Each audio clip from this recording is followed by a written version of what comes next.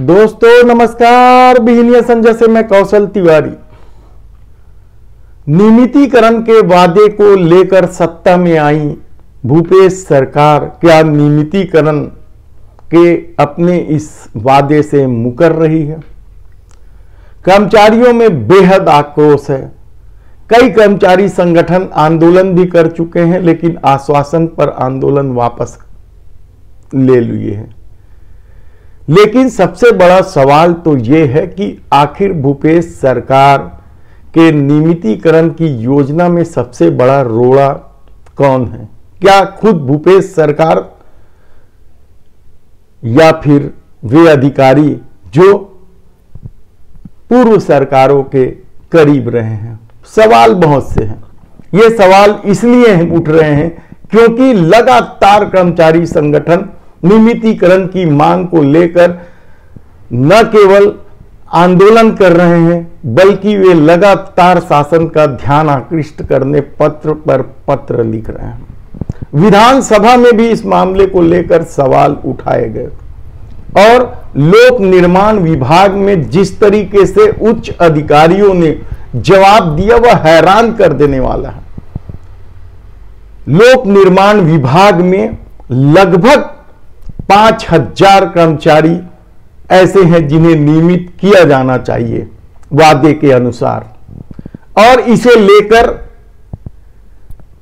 विधायक रंजना साहू ने सवाल भी लगाया था।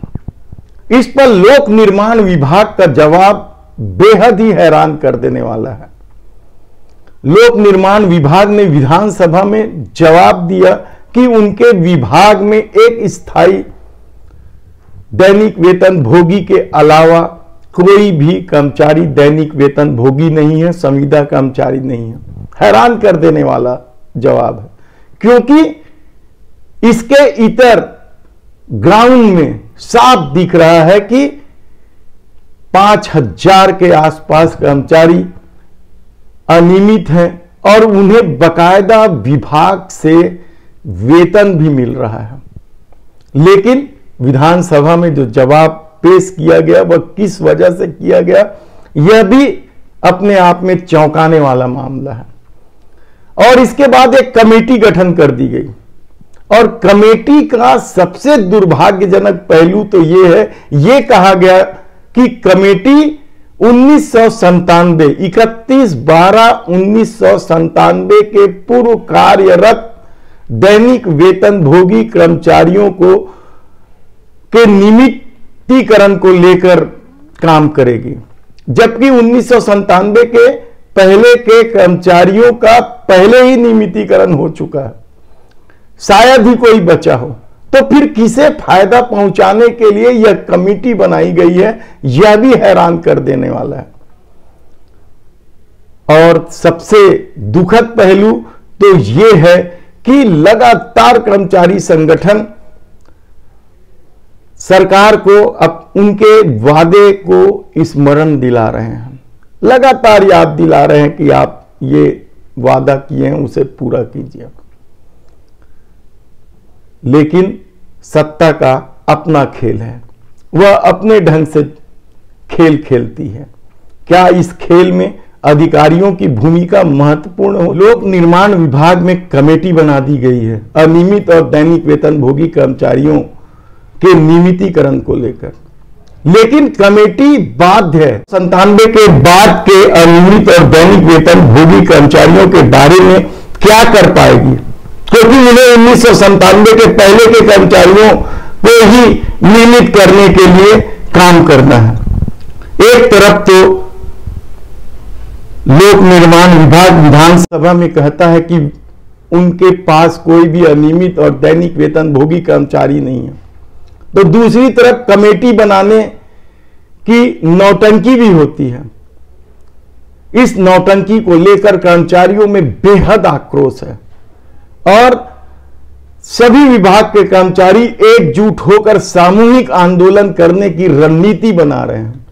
सबसे बड़ा सवाल तो यही है कि जब एक तरफ लोक निर्माण विभाग कहता है कि उनके पास कोई भी अनियमित और दैनिक वेतन भोगी कर्मचारी नहीं है, तो जो 5,000 कर्मचारी काम कर रहे हैं उनका वेतन आखिर पीडब्ल्यूडी विभाग से कैसे निकल रहा है?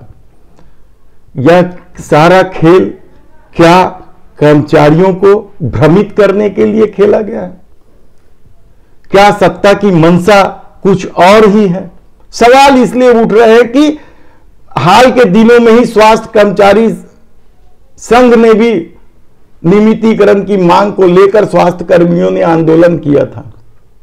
लंबे समय तक आंदोलन हुआ, जोरदार प्रदर्शन हुआ, सत्ता ने समझौता कर लिया और स्वास्थ्य कर्मचारी भी हड़ताल पर से वापस लौट आया।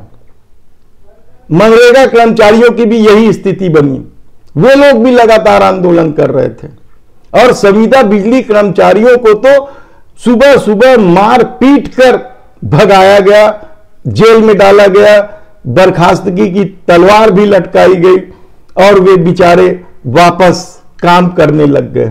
लेकिन मन में आक्रोश है। वे हालांकि ये लोग सब जितने भी कर्मचारी संगठन से जुड़े हुए हैं ये कहते हैं भूपेश है तो भरोसा है, लेकिन अंशकालीन सफाई कर्मचारी, स्कूली शिक्षा सफाई कर्मचारी लगातार आंदोलन कर रहे हैं। 4 महीने से ऊपर हो गए आंदोलन करते। वे जिलों में भी प्रदर्शन कर रहे हैं, रैली निकाल रहे हैं, शासन का ध्यान आकृष्ट करने के लिए तरह तरह के उपाय कर रहे हैं, जल सत्याग्रह कर रहे हैं, काली पट्टी लगाकर बैठ रहे हैं, लेकिन शासन उनका नहीं सुन रहा है।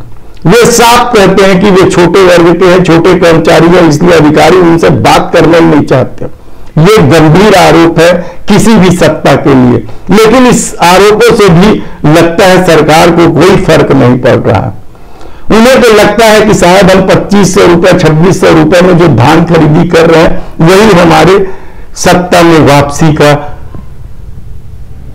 ताकत होगी। तब सवाल यह है कि आखिर कर्मचारी करे क्या?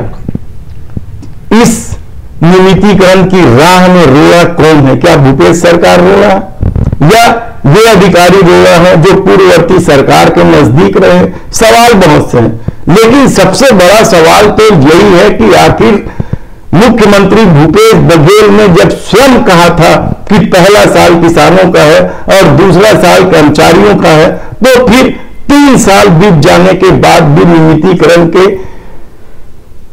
ऊपर कोई काम क्यों नहीं हो रहा है? कमेटी को तो मजाकबाजी पहले ही अंशकालीन स्कूली सफाई कर्मचारियों ने कह दिया है। क्या कमेटी खेलकर ये 5 साल निकाल दिया जाएगा? लेकिन यह इतना आसान नहीं है, क्योंकि कर्मचारी अब भी अड़े हुए हैं। ठीक है, कुछ संगठनों ने हड़ताल वापस लेकर शायद सत्ता के दबाव में काम पर लौट आए हैं, लेकिन अंशकालीन स्कूली सफाई कर्मचारी अभी भी लगातार गुड़ापारा स्थित धरना स्थल पर बैठे हैं। वे वहीं खाना भी बना लेते हैं, वहीं खा भी लेते हैं, वहीं सो भी जाते हैं।